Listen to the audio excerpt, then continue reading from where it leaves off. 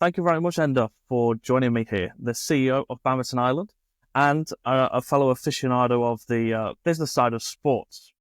Yeah, I've been working some way attached to the commercial and business side of sport from my very first job in 2000, October 2000. So just coming up in a quarter century in our business of sport, from rugby to Irish sports, Formula One and Champions League, and working the Caribbean, did sell, and then back to Ireland, and all the way through. I've covered all sides of the equation.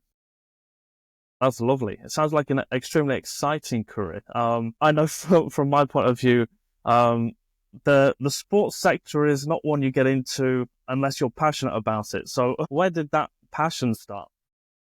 Yeah, let's get this straight. Unless you work in Premier League soccer, you don't get into this to make money. You're in it for passion before anything else. I grew up in a sports madhouse. We watched anything and everything. It's the middle of the summer and I'm on school holidays. Let's watch whatever they have on. Whatever was on back in the day, we watched it prodigiously. I was terrible at playing sports. Um, Gaelic football in Ireland would be the number one sport, and I come from a family who are incredibly passionate about it. I love it myself, but I was a terrible player. I could write a book about the great dugouts of Gaelic football because that's all I ever saw. But from there, my passion for sport only grew. And as I got older, I began to realize that I loved Olympic sports and I loved the path less followed, and that maintained me for a long time. But then once I left college and ended up working a sports PR agency in Dublin called Slattery PR at the time, my passion really was rugby. I played rugby, I watched it. They represented the Irish Rugby Football Union, which at the time was 5 years into the professional journey, so still a nascent idea. And we were doing all the PR and communications and commercial stuff for them. So I was straight back in at the top end, but I never lost my love for the Olympics or Olympic sports, which is how a quarter of a century later I've ended up working in Badminton Ireland. Lovely. I think that's great. I think you hear a lot about the people that get into sports after being professionals and things like that, but there's plenty of us that didn't quite make that grade, but are still plenty passionate. Oh, I was the amateur of amateurs, trust me. And it's funny, even going back to when I was a young kid, like Maradona 86 was 8 at the time. I can tell you the adverts, the hoarding signs that were behind him. Even then, I was fascinated by who are the sponsors and what do they get and why do they do this? And, you know, my love for the business of sport has never dimmed. I could give countless examples of sitting in stadia, my friends cheering on the game, and I'm watching going, "Ooh, nice screen. I wonder who put that screen in for them. When did that go in?" And I'm just obsessed with the infrastructure around it and the commercial side of it. Yeah, that is a bit of a familiar anecdote from myself as well. Watching it on TV and then having a little Google of who's this sponsor? How did that deal happen? How much is it worth? When does it end? Can I talk Yeah, to them? exactly. Yeah. So yeah, familiar story on my side as well there, and that's lovely. And it's amazing to have someone as professional and passionate as you in the sport of badminton, especially in Ireland, across the pond from me here in England. And one of those highlights for bringing you into Badminton Ireland, you've been in the position for 2 years, is that commercial side of the sport. So what's your perspective at the minute of the commercial side of badminton in Ireland, but also generally in world badminton? Okay, look, let's get the Ireland piece out of the way first. We are a niche sport. We're not, unlike our friends in Malaysia and China elsewhere, we're not a tier one sport. We are most definitely a tier two sport. We have 16,000 affiliated members. We have 397 clubs.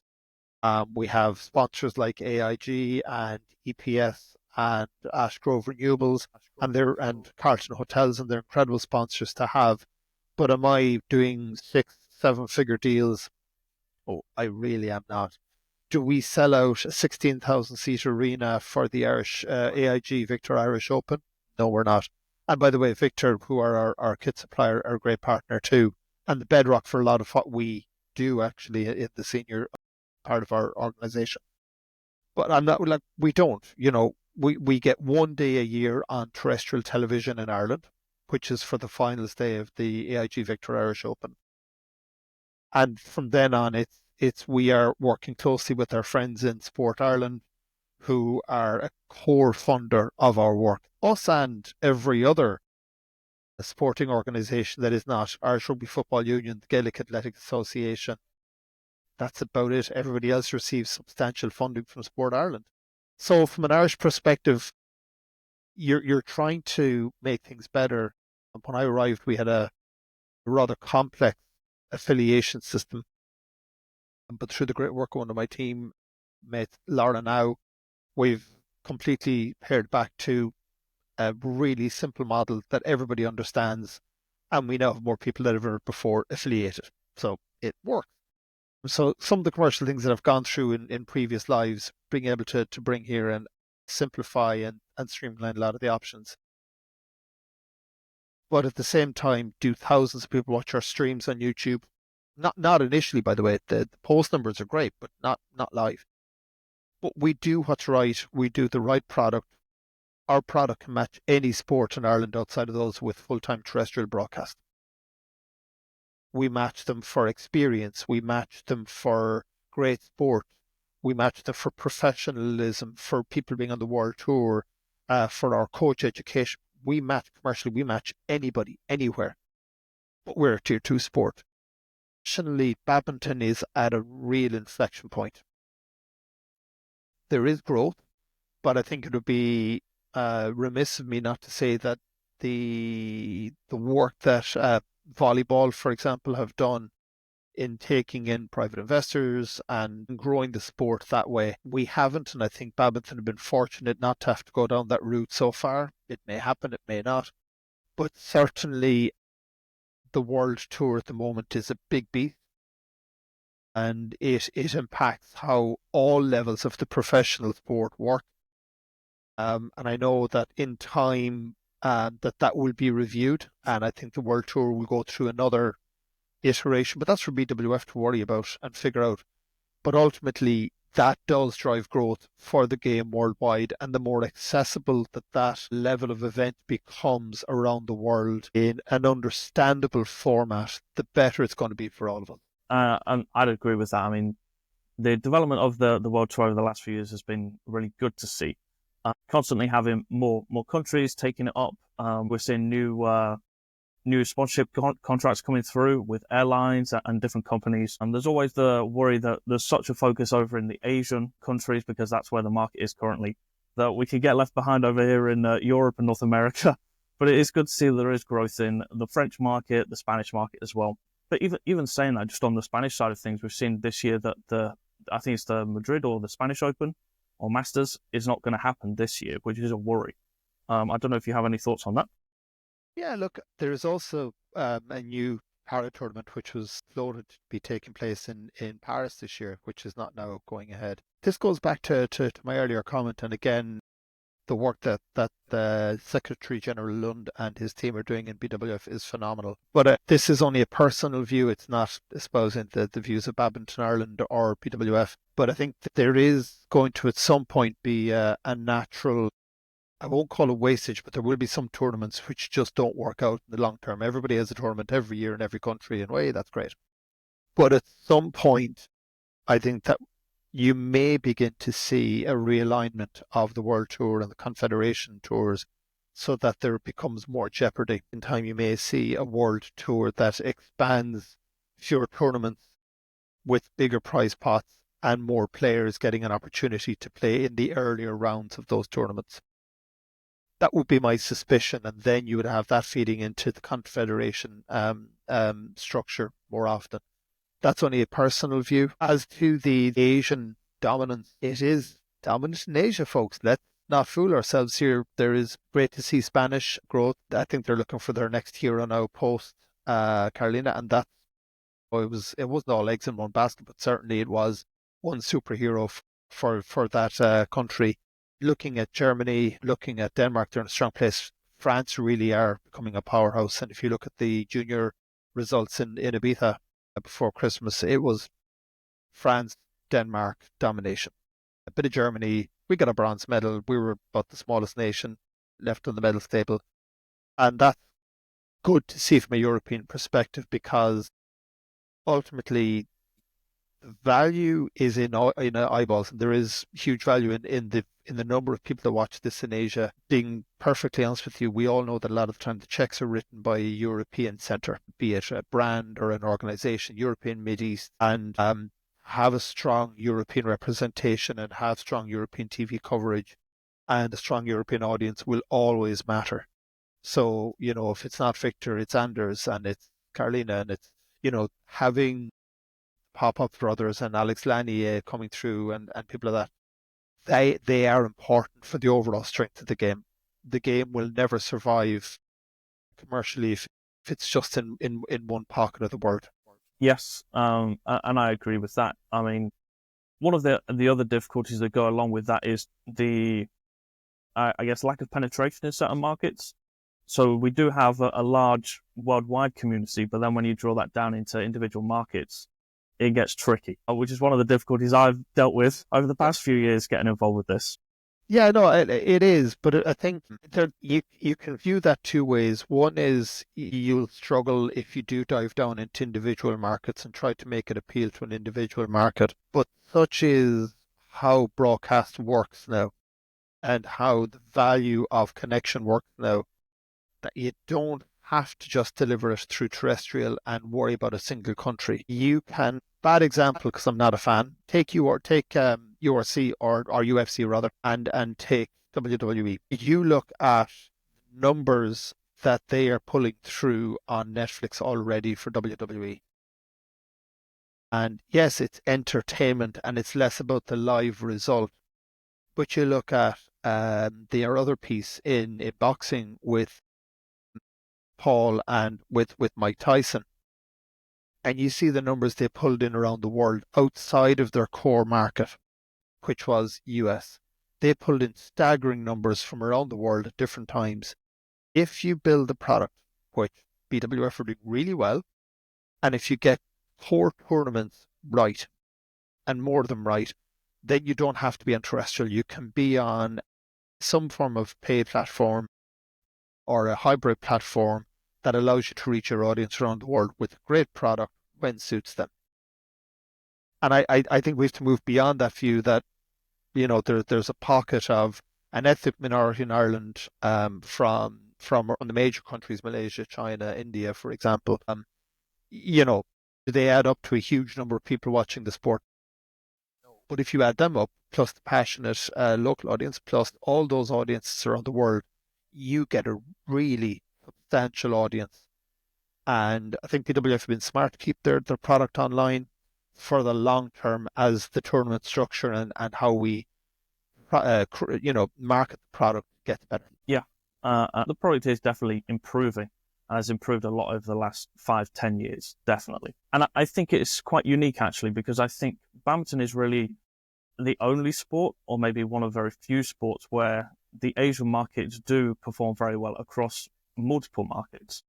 And maybe that's a key way to market it as kind of the Asian sport. Everyone else can enjoy it as well. They do, but don't forget that men's world number 1 and 2, well, 2 and 3 rather now, are European. And we had a 10-year domination in men's singles where the world number 1 was European. Or is it 10 years this week that Victor was 10 years in the world's top 10 continuous. So, you gotta realize that there's still great talent coming from other parts of the world, not just Asia. The audience is there. Don't get me wrong. Yes.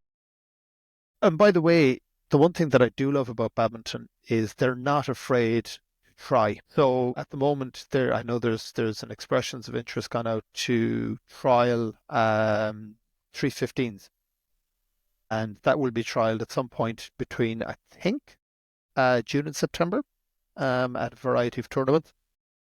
That's great for TV. It may not be great for the purist. I think it's fantastic personally, by the way, but those who play and those who engage in the sport and the audience will all say, is there enough dilemma? Is it too quick? Bada, bada, bada.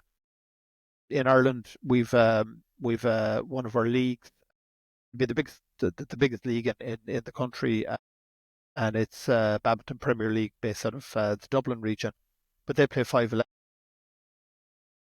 And that's the beauty about badminton. It is never afraid to go, what's fun? let's try it, and can only serve the long-term health of the game. The basics of the game are simple. The rules never change. The serves might change in little bits and bobs like that. The rules don't change. Format of it might change to make it more exciting, and nobody's afraid of trying that. And I find that most refreshing. And it's good to see. I think there is a potential negative to that, where you can fracture the market and the sport a little bit. But I think as long as you give people the chance and the opportunity to try things out, then everyone will come together and find the best way to do it. And I think that's a great way of doing things. Interesting. We work really closely with our colleagues in Badminton England, Badminton Scotland, and Badminton Wales. We co-host a tournament. So there's 3 level 1 para-badminton tournaments in the world. You have Indonesia, you have the Spanish, and then you have the what is now being renamed the British and Irish Open, International Open, and it's a para tournament held, and we host it in rotation. And we've been on a call with our colleagues, just going through a couple of items, and England mentioned that they're running a new type of competition. Well, not if it's new, but it's new to us, where it's a mixed ability badminton. So those who play para badminton play with an able-bodied partner, and it's a doubles tournament, and it's an open tournament. And I just thought, this is the best thing, and you would never hear of that in a lot of other sports, one and the other. And as we try to grow our para-badminton program in Ireland, seeing opportunities like that to bring more people into the loop, it's great. But a lot of sports wouldn't have that flexibility, whereas we do. I think it's amazing. And we're looking forward. We're just planning, seeing how can we run such a tournament in 2026. So it's great learning to be had. Yeah, that'll be wonderful. And it's great to hear that those types of things are happening and being trialed. I think it's always been the case with badminton that it is different from a lot of other sports because of how diverse and accessible it is. Just the fact that we have a mixed doubles where you have men and women playing together and against each other is unusual in the sports world. So I think it's something that probably needs to be pushed a little more than it currently is. Yeah, I agree. There's no discriminating with that. I think another part of our sport that needs more oxygen, both financial and human resource, is para-badminton. We have an amazing window every 4 years at the Paralympics. I had the great fortune to be at the Paralympics on day 2 of the badminton. Incredible venue, incredible talent, incredible games. One of the best rallies I've seen, mixed, able-bodied or a para, in my life. It was phenomenal to watch. But we don't have enough tournament infrastructure to support para athletes to go and play more World Tour events and to earn a living from the sport rather than being out of pocket because it costs more to go or there's extra support needed, etc. And collectively, I will say this to anyone, I don't think badminton does enough, and we have to work collectively together to make that happen. We are working closely with the Badminton World Federation at the moment and looking at how we can begin to bring more into para-badminton, but it's going to take more of the national governing bodies of badminton around the world to begin to do that as well, because it is incredible opportunity to bring more people into our game, and it is the right thing to do. And also the talent and the skills and the excitement that come from para-badminton are unbelievable and deserve greater visibility. Yeah, and it's going to be interesting tackling those challenges because as we know, as we already discussed a little bit, the audience is very important for the commercial side of it. Then you also have the depth of the competition. It's just a fact that there's fewer disabled people, so it's going to be more difficult to kind of find that depth in a variety of countries, a variety of categories, etc. So there's plenty of challenges to sink your teeth into there that. is, but you know something, 40, 50 years ago, you could have said that, if you think about how badminton has progressed in sport and how more people have access to higher level training to make the game faster, to make the game more exciting. You look at Nat Noyan, our men's number 1, who is 29th in the world, played in the Thai Open semi-final last Saturday morning. 74-minute game, following a 94-minute game on the Friday. Now, in the past, people say, well, 94-minute games wouldn't have been, that uncommon in the past, but that's because of the serve, the way the serve was back in the day. Now it's straight serve, and the game, and they're still like, his opponent had to be carted off the court so exhausted at the end of it. But that wouldn't have happened 50 years ago. But if you invest in para-badminton, the players are there, and if they get an opportunity to develop physically and skills-wise, then you see more people coming into the game, a higher skill level, more attractive sport. But we've got to start by giving them opportunities, by giving para-badminton players an opportunity to play more competitions against each other and develop that way. You're not just going to develop it on your own on a court. We're not doing enough. And that's my own passion. And I'm really keen for us globally to invest more in para-badminton because there's an enormous opportunity commercially. There's enormous opportunity to support those who love the sport, and there's enormous opportunity to actually create another product alongside air badminton and everything that really is incredible to watch. Sorry, And big passion of mine. Yeah, it's great to hear that you're so passionate about it. That's a great thing to be passionate about. And I think probably my my angle or my viewpoint from this is coming from what we have at the minute as the product for badminton and the kind of culture in badminton of and what that looks like and how that would look with para-badminton. But maybe we're looking at a case where you create a different product and you can kind of wipe the slate clean and say, actually, what's going to be best in this situation instead of copying what we've done before in other situations. Yeah, and look, air badminton is a great example of that. It's a great product in the countries where it works, by the way. And I know a lot of our colleagues in Europe are tried it and are trialing it. We live in a rock on the edge of another rock, on the edge of the Atlantic Ocean. You throw a shuttle up, it's gone. It's gone. No, and there are talks of a sand facility being developed actually here in the Sport Ireland campus where we're based. And if that happens and there is some weather protections around it, then absolutely we'd love to try air badminton too. You know, not everything's for everyone, but it is, again, it comes back to the flexibility of badminton. You've only got a few more minutes left, so let's just get through a couple of important points that I wanted to touch on. Please. So one of the things that I think is extremely impressive in what you've done already in Badminton Ireland is some of those deals that you have made with the likes of IAG, the likes of the Carlton Hotel Group. What is the kind of secret sauce that you have to making sponsorship deals in badminton? Because it's the most common question I get from people.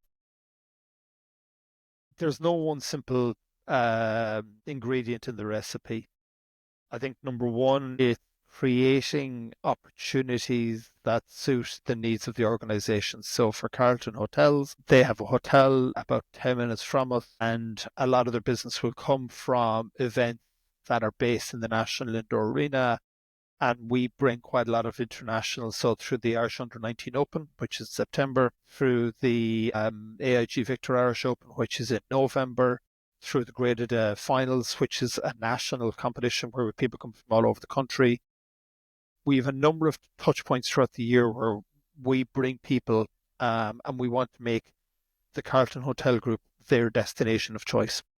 And that works. But it's also identifying, what does both parties get? With AIG, they have a brilliant form of community engagement across a number of sports. And for them, a big piece is we're one of the few tier 2 sports that gets national broadcast TV. So we get it on TG, which is the Irish language station, but it's still brilliant coverage. And we get that. And AIG then is able to demonstrate their credentials in supporting a community and local sport and smaller sports on a national medium. And that works for us, and we work closely with the broadcaster on that one. On the back of that, then you have our newest sponsors, EPS Water and Ashgrove Renewables. They have researching, they're both keen on community, but I saw that EPS were working with getting teen girls into education in STEM. And Ashgrove Renewables had worked closely with them on another project. So we have an amazing little program called Badminton, which is about giving teenage girls the opportunity to play badminton in their school, set up their own club, and ultimately they manage the club themselves. So you don't have to be just a player. You can be the club secretary, treasurer, the chairperson of the club in your school, and it becomes a formal Badminton Ireland club, endorsed by the school and all that. But you suddenly have girls who may be dropping out. They have their vibe. Their vibe is, I'm doing something that I like here, and it's not just having to play.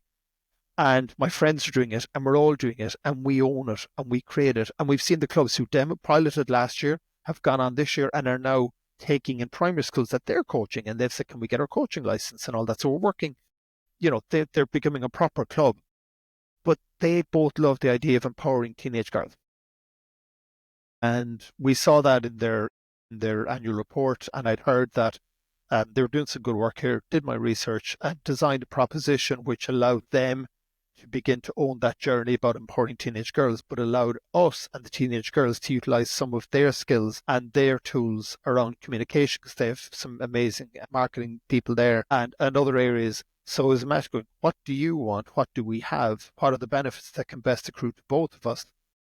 And can we drive it on? Badminton won BWF National Governing Body Award last year, and suddenly we have an award-winning program that is full for the first half of the year. Like we opened up the gates on the 6th of January and we were full in 2 hours.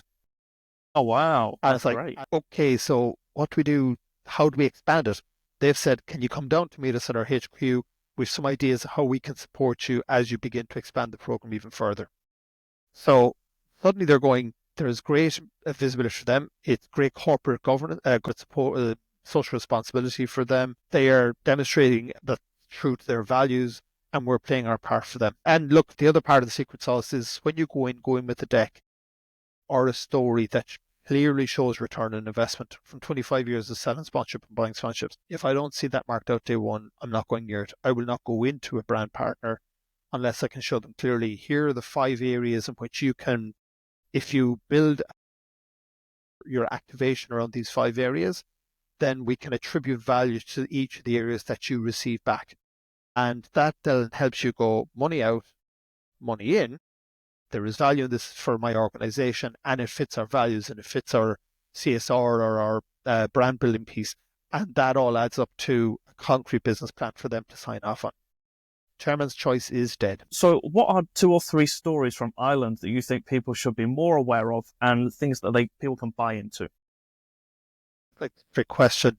Yes, by the way, we should all be telling more stories. And oddly enough, we've just completed a tender stage to bring in a creative marketing agency that will help us, not full time, we wouldn't have the money to take an agency on full time, but they will help us design and tell our stories better.